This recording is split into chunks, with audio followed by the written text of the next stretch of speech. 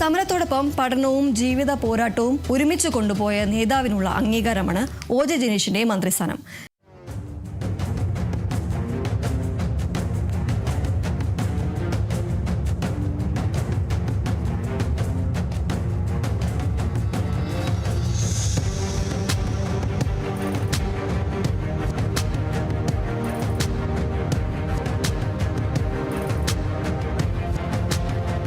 Youth കോൺഗ്രസിന്റെ സംസ്ഥാന vice പ്രസിഡന്റായിരുന്നു ഒ.ജെ. Janeesh.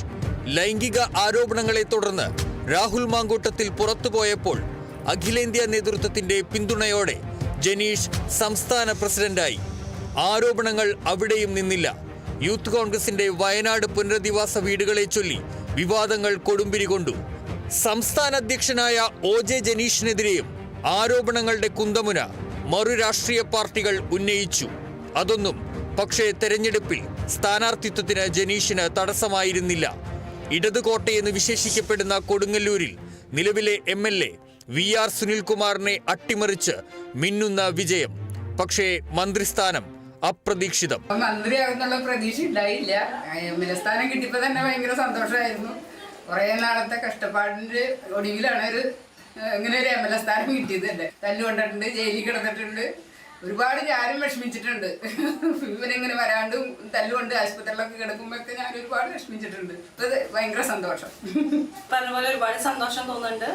ഒത്തിരി സ്ട്രഗിൾസ് അനുഭവിച്ചു വന്ന ആളാണ്. അപ്പൊ അതിനൊക്കെ ഒരു റിസൾട്ട് കിട്ടി. ഭയങ്കര സന്തോഷം. പെരുമ്പാവൂർ ഗവൺമെന്റ് പോളിടെക്നിക്കിൽ നിന്ന് ഇലക്ട്രോണിക്സ് ആൻഡ് കമ്മ്യൂണിക്കേഷൻ ഡിപ്ലോമയും തുടർന്ന് തൃശൂർ ഗവൺമെന്റ് ലോ കോളേജിൽ നിന്ന് BBA LLB ബിരുദവും കരസ്ഥമാക്കി.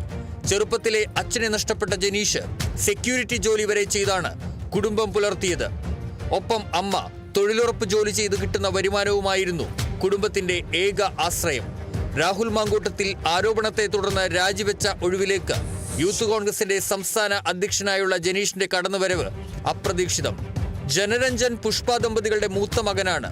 അഭിഭാഷകയായ ശ്രീലക്ഷ്മിയാണ് ഭാര്യ. ധനേഷ് ഏക സഹോദരനാണ്. Kerala vision news, Thrissur.